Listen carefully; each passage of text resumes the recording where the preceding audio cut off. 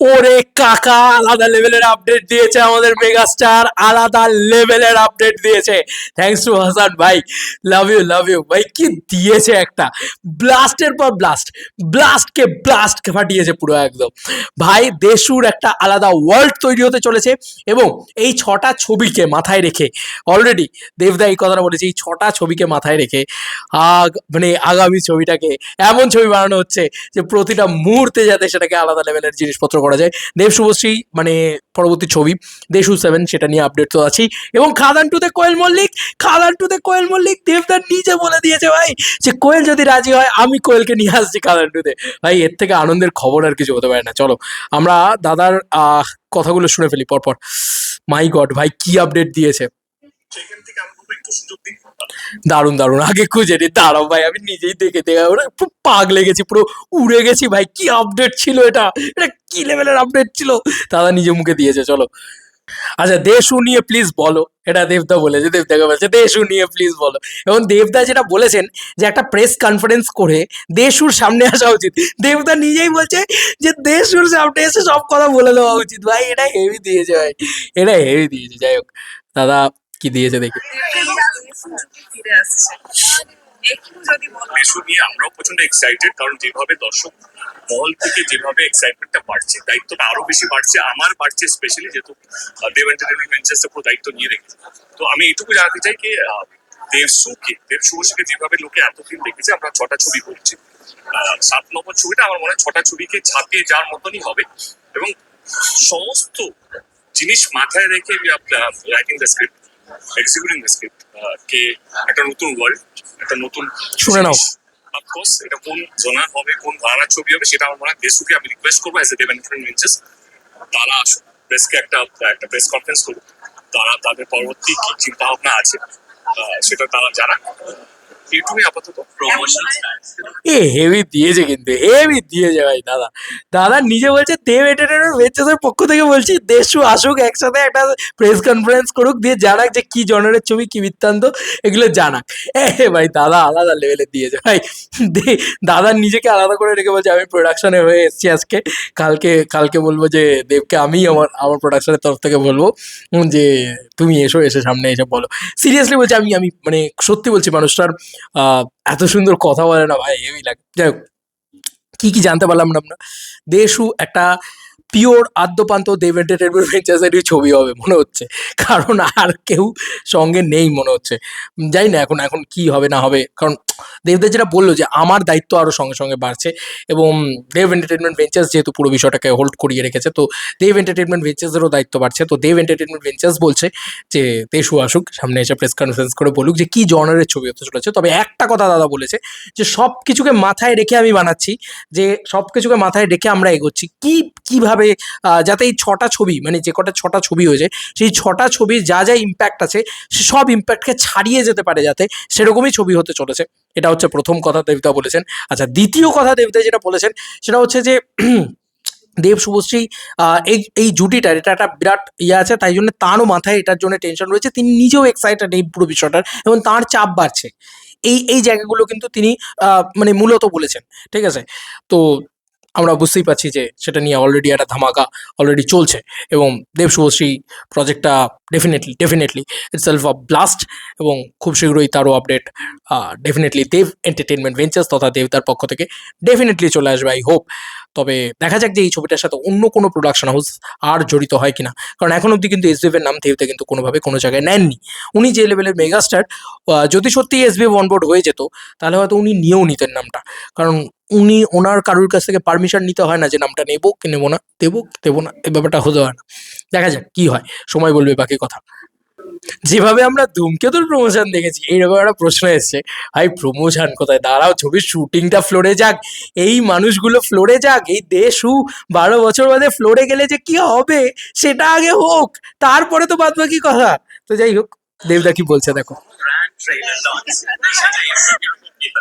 বাবু তার আগে আমার ব্যাড বোধ একটা ইয়ে আছে, তারও তো একটা ছবি আছে, তারও নায়িকা এখনো বলি, আরে সেটা নায়িকা কি হবে সেটা তো দেখো না, সব হবে সব হবে আমার মনে হয়।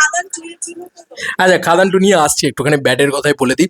ব্যাডের নায়িকা কে হবে সেটাও কিন্তু দেবদা এখন অ্যানাউন্স করেনি, তো সেক্ষেত্রে ব্যাডের ক্ষেত্রেও ব্যাড 2020 মানে দেব 50 এবং বাইক অ্যাম্বুলেন্স দাদা, এই ছবির নায়িকা নিয়েও আমরা কিন্তু সবাই এক্সাইটেড, কারণ আমরা সত্যি বলছি করিমুল হকের জীবনে কিভাবে প্রেম, কিভাবে নায়িকা, এই ব্যাপারটাকে মানে অনেক বেশি কমার্শিয়াল করার জন্য এইগুলোকে তো থাকে।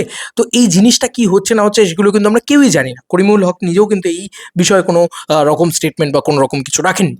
তার কাজ সম্পর্কে আমরা জানি, তার লাভ লাইফ সম্পর্কে আমরা জানি না। তো সেটা আমার খুব মনে হয় যে খুব মিষ্টি লাগবে আর কি, এরকম একটা সুন্দর কাজের সাথে সুন্দর একটা কমার্শিয়াল মোড়কে যদি ব্যাপারটাকে মোড়া যায়, তাহলে অনেক বেশি ম্যাসিভ পাবলিকের কাছে অ্যাপ্লিকেবল হবে ব্যাপারটা, অনেক বেশি ম্যাসিভ পাবলিক হয়তো সেই ছবিটা কনজিউম করবে বলে আমার ধারণা। আচ্ছা, পরবর্তী খাদান 2, এইবার আসল খবর। আছে অনেক কিছু আছে, আমি বলবো এইটুকুই তোমাদের মাধ্যমে সমস্ত দর্শকদেরকে, যে একটা ফেস হয়, এক একটা অ্যাক্টর বা এক একটা মাইন্ড, ক্রিয়েটিভ মাইন্ড, এক একটা ফেস চলে যেখানে অনেক কিছু আইডিয়া ক্র্যাক চলে, আইডিয়া চলে কি আমি এটা করতে চাই, এটা আমার মনে হয় একটা ফেস চলছে যেখানে আমি আরো কিছু করতে চাই, আরো কিছু দিতে চাই, আরো কিছু ভালো করতে চাই।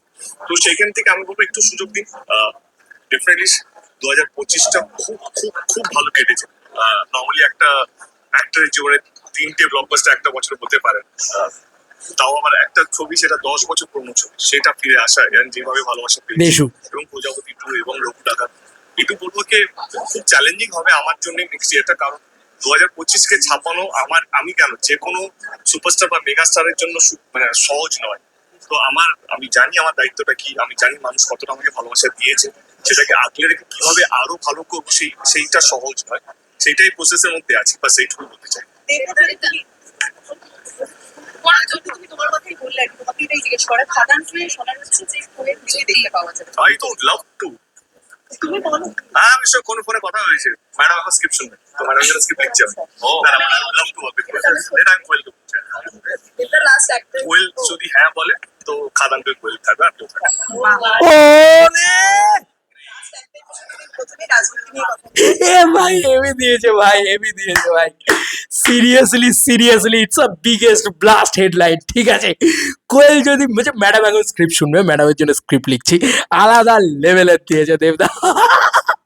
ভাই ভাই এই জন্য বলে এই জুটিটার ভিতরে একটা ব্যাপার রয়েছে, একটা মজা রয়েছে ভাই, এই জুটিটা দেব কোয়েল অলওয়েজ মজা দিয়ে যায় আমাদেরকে। তো এই কোয়েল মল্লিক ম্যাডাম এখন স্ক্রিপ্ট শুনছে, দেবদা এটা বলছে ম্যাডাম এখন স্ক্রিপ্ট শুনবে, তার জন্য আমরা স্ক্রিপ্ট রেডি করছি। তো বলছে কোয়েল যদি হ্যাঁ বলে তাহলে শুধু কোয়েলই থাকবে, কারণ আর কেউ থাকবে না। ভাই নেক্সট লেভেলের গল্প দিয়েছে, নেক্সট লেভেলের গল্প, মানে আর কেউ থাকবে না, মানে এটা এটা দাদা মজা করে বলেছেন আর কি, ডেফিনেটলি হয়তো এদিকে টিদিকে থাকবে বা বাদ বাকি যারা রয়েছে তারা থাকবে, কিন্তু কোয়েল মল্লিক একটা মানে খুব গুরুত্বপূর্ণ একটা চরিত্রে থাকবে আমার মনে হচ্ছে যতদূর যা, তার জন্যই কিন্তু স্ক্রিপ্ট মানে নানান রকমভাবে স্ক্রিপ্টের ভিতরে ওলট পালট করা হচ্ছে আর কি। এবং কোয়েল যদি রাজি হয় তাহলে কোয়েলই থাকবে, এরকম একটা ম্যাডাম এখন স্ক্রিপ্ট শুনবে। আর কোয়েল মল্লিকের স্ক্রিপ্ট নিয়ে প্রচুর ইয়ে আছে ভাই, মানে কোয়েল মল্লিক ভালো স্ক্রিপ্ট ছাড়া চুজই করে না, তুমি ওর ছবি দেখে নাও, খুব একটা খারাপ ছবি তুমি রিসেন্ট টাইমসে পাবেই না, একটা হয়তো মিতিন মাসি তোমার মনে হবে, কিন্তু কোয়েল মল্লিকের মানে ক্যারেক্টারের সাথে না যায় বা ওর ওর ওর ওর যে একটা রানী সুলভ একটা ব্যাপার রয়েছে সেই ব্যাপারটার সাথে যদি না যায় তাহলে কোয়েল মল্লিক সেটাতে রাজি হয় না। তো মানে স্ক্রিপ্ট লেভেলেই খুব খুব ইম্প্যাক্টফুল হতে হবে, তো সেই কারণে তারা মানে ওই যে দেবদা বলছে যে আমি অনেক নতুন কিছু করতে চাই, যে কারণে কিন্তু ওই ওই প্রসেস ফেজে রয়েছে আমার মনে হয়। তো কোয়েল মল্লিক যদি দেবদা নিজে দিয়ে দিয়েছে ভাই, এই খবরটা আর আনন্দের কি আছে ভাই, এর থেকে আনন্দ আর কি হতে পারে ভাই। 2 বছর বাদে সিনেমা আসবে, বাট আমরা এখন থেকেই নাচ ভাই খাদান টুনিয়ে, এখন থেকে খাদান টুনিয়ে।